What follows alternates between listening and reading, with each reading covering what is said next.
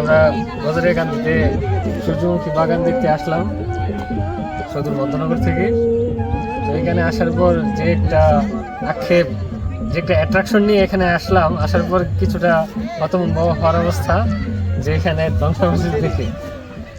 তো অনুভূতি আজকে বলবো যে কিছুটা একটু বেদনাদায়ক, কারণ হচ্ছে এই ফুলগুলোকে নষ্ট করে ফেলা হয়েছে, ছিঁড়ে ফেলা হয়েছে, বলতে গেলে বাগানটাকে পুরোপুরি নষ্ট করে ফেলা হয়েছে।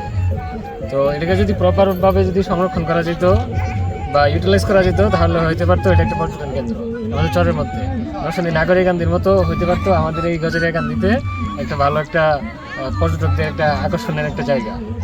তো আমি এতটুকু বলবো যে ভবিষ্যতে যদি এরকম কোনো পরিকল্পনা করে থাকেন তাহলে হচ্ছে এটাকে প্রপার কীভাবে ইউটিলাইজ করা যায়, কীভাবে মেনটেনেন্স করা যায় সে ব্যাপারে যেন আপনারা সজাগ দৃষ্টি রাখেন। ধন্যবাদ।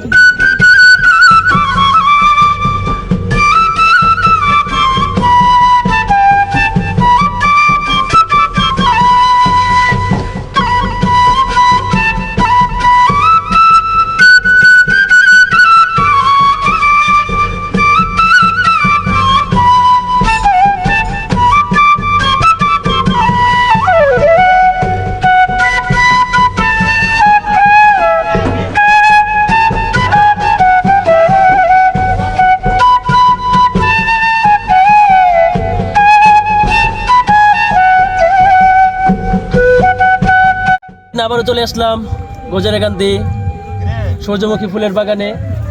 তো এসে দেখলাম যে আসলে বৃষ্টির কারণে সূর্যমুখী ফুলের বাগানটা নষ্ট হয়ে গেছে। দেখেন আপনারা ফুলগুলো আসলে নষ্ট হয়ে গেছে। তবে পরিচর্যা করলে হয়তো আগামীতে উনি আবার, যিনি এখন ফুলের বাগানের মালিক, তিনি আবার নতুন করে আবার এই বাগানটা করতে পারেন। এবং এখানে আসলে প্রতিদিন অনেক লোকজন হচ্ছে। এখানে যদি আবার নিয়মিতভাবে বড় পরিসরে একটা বাগান করা হয় তাহলে মনে হয় যে এখানে দর্শনার্থীর সমাগম ঘটবে ভবিষ্যতে। এখানে আসলে আমরা অনেক দূর থেকে আসছি, আমি পাড়াতুলি থেকে আসছি, অনেক দিন পর, মানে অনেক দূর থেকে আসতেও অনেক সময় লাগছে। তো আসলে আমি এখানে দেখা যাচ্ছে অনেক লোক, আসলে আজকে অনেক কম, ঈদের দিনে অনেক বেশি ছিল। আর যদি এখানে বড় করে আবার নতুন করে বিভিন্ন ধরনের ফুলের বাগান করা হয় তাহলে হয়তো এখানে আসলে একটা পর্যটন কেন্দ্র ঘটবে বলে আমরা আশা করা যাচ্ছে।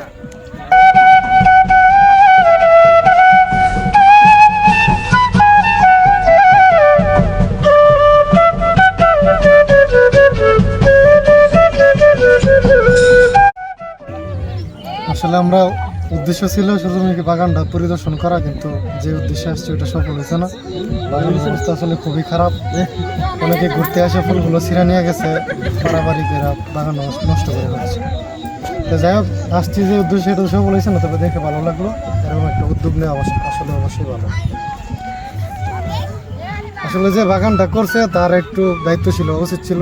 সে চাইলে চারদিক দিয়ে একটু বেড়া দিতে পারতো এবং দু একজন লোক রাখতে পারতো এখানে, যাতে বাগানটা ঠিকঠাক মতন দেখে রাখতে পারে। সে চাইলে এখানে মানুষ ঢোকার জন্য ফি নিতে পারতো, তাহলে দেখা গেল যে বাগানটা ঠিক থাকতো, মানুষও পরিদর্শন করতে পারতো, সৌন্দর্যটা উপভোগ।